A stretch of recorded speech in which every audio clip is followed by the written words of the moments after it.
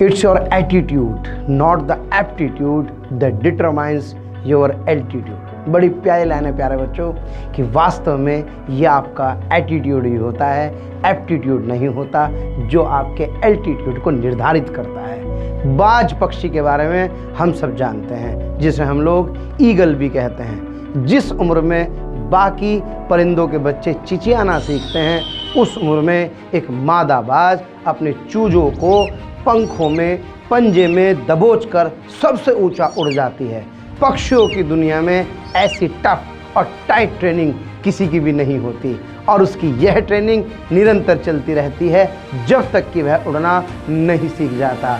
यह ट्रेनिंग एक कमांडो की तरह होती है, तब जाकर दुनिया को एक बाज मिलता है। अपने से 10 गुना अधिक वजनी प्राणी का भी वह शिकार कर सकता है, और इसका संघर्ष यही समाप्त नहीं होता। बाज पक्षियों का राजा यूं ही नहीं कहलाता। आज हम करेंगे इसकी इस छोटी सी कहानी पर चर्चा कि बाज को इतना बड़ा शिकारी क्यों कहा जाता है। तो मैं आज आपको एक कहानी सुनाने वाला हूँ।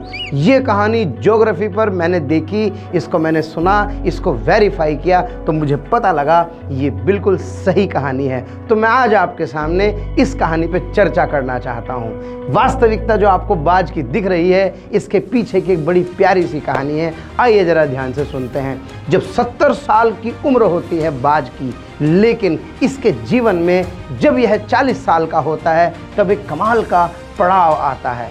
उम्र के इस पड़ाव में इसकी चोंच सामने से झुक जाती है और लचीली हो जाती है, जिससे वह शिकार नहीं पकड़ पाता। इसके पंख इतने भारी हो जाते हैं कि ये छाती से चिपक जाते हैं, और इतनी बड़ी उड़ान भरने वाला ये प्राणी उड़ने में तकलीफ महसूस करने लगता है। इसके पैर जिससे झपट्टा मारता है, इसके नाखून टेढ़े हो जाते हैं।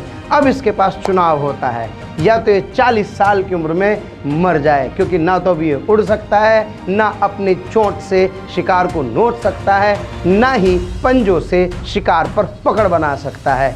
अब जरा सोचते हैं कि ये जीवन में करता क्या है, या इसके पास एक और ऑप्शन होता है। क्या ऑप्शन होता है इसके पास? अब 40 की उम्र में बाज मरने का चुनाव कर सकता है, पर बाज ऐसा नहीं करता है।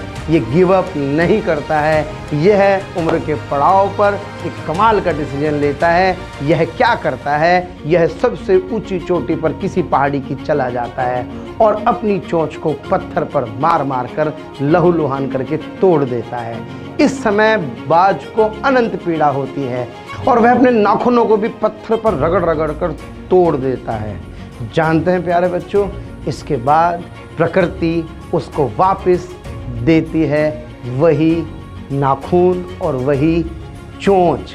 जब उसकी नई चोंच उग आती है, अब वह उस नई चोंच से एक पीड़ादायक कार्य करता है, और जो उसके भारी पंख हो गए थे, जो उसकी छाती से चिपक गए थे, अब जिनकी वजह से वो ऊंची ऊंची उड़ान नहीं उड़ पा रहा था, अपनी नई चोंच से एक एक करके अपने सारे पंखों को अपनी शरीर से प्यारे बच्चों अलग कर देता है। अब जरा सोचिए, इतनी पीड़ा में हो सकता है कोई जीव अपने प्राण त्याग दे, परंतु बाज अपने स्वाभिमान के लिए वह सब सहता है, और करीब 6 महीने बाद अब उसके पंखों को एक नया स्वरूप मिलने लगता है, और वह अब अपनी जिंदगी को उसी शान और शौकत से जीता है। एक बड़ी कहावत भी है कि बाज के बच्चे मुंडेरों पर नहीं उड़ते।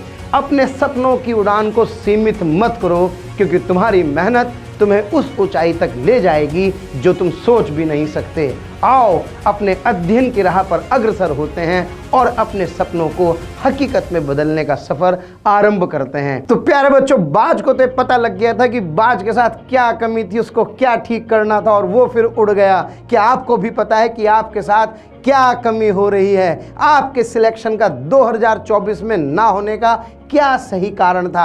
आइए जरा कुछ गैस करते हैं। कहीं ऐसा तो नहीं कि आपने लेट स्टार्ट किया हो, कहीं ऐसा तो नहीं कि कुछ अटेंशन की कमी रह गई हो, कहीं ऐसा तो नहीं कि थ्योरी तो बहुत पढ़ी लेकिन क्वेश्चन प्रैक्टिस आपसे नहीं हो पाई, कहीं ऐसा तो नहीं कि आपने क्रैश कोर्स किया और ईयर लॉन्ग कोर्स में आपने एनरोल ही नहीं किया, कहीं ऐसा तो नहीं कि आप किसी ऑनलाइन कोर्स में उलझे रहे और आपको ये नहीं पता था कि ऑफलाइन तक पहुंचने के लिए टेस्ट सीरीज का कितना बड़ा महत्व होता है आखिरी दिन तक। कहीं ऐसा तो नहीं कि प्यारे बच्चों आपके साथ कोई हेल्थ या कोई फैमिली इश्यू रहा हो, कहीं ऐसा तो नहीं कि आपको कोई बढ़िया गाइडेंस ना मिली हो, क्योंकि प्रॉपर गाइडेंस भी कभी कभी आपको आखिरी टाइम तक सिलेक्शन से रोक देती है। और कहीं ऐसा तो नहीं कि आखिरी दिनों में तैयारी करते समय आपको कोई सेल्फ डाउट आ गया हो, या कहीं ऐसा तो नहीं कि आपके पास प्रॉपर रिसोर्सेज ही ना रहे हो।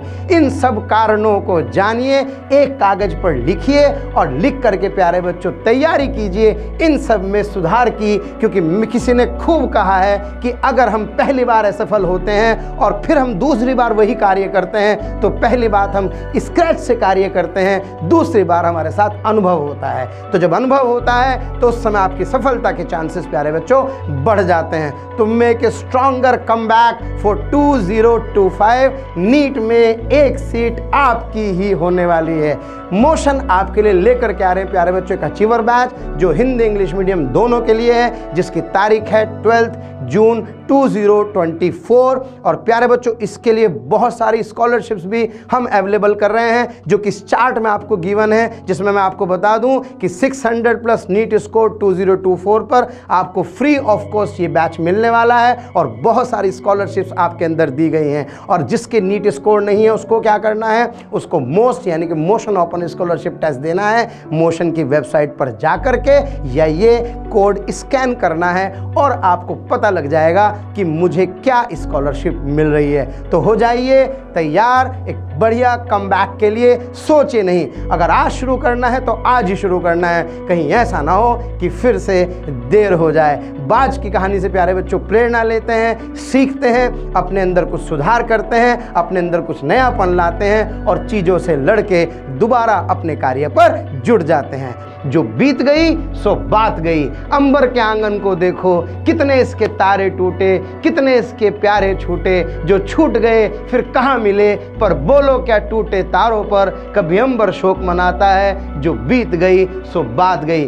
प्यारे बच्चों बाउंस बैक कीजिए। अगर आपके मन में है डॉक्टर बनने का सपना, अगर आप नीट 2024 में किसी वजह से सफल नहीं हो पाए हैं, तो मेरा आपसे इतना सा कहना है कि इस चिंगारी को मन में दबाइए मत, इसको हवा दीजिए और हवा दे करके प्यारे बच्चों दोबारा से अपने लक्ष्य प्राप्ति की ओर लग जाइए। क्योंकि हो सकता है किसी ना किसी कारण से आपका इस साल सिलेक्शन ना हुआ हो, उन 3 घंटे 20 मिनट में कोई गलती आपसे ऐसी हो गई हो जिसने आपकी पूरी मेहनत को असफल कर दिया हो। लेकिन मैं आपको बताता हूं, अपने ऊपर विश्वास रखिए।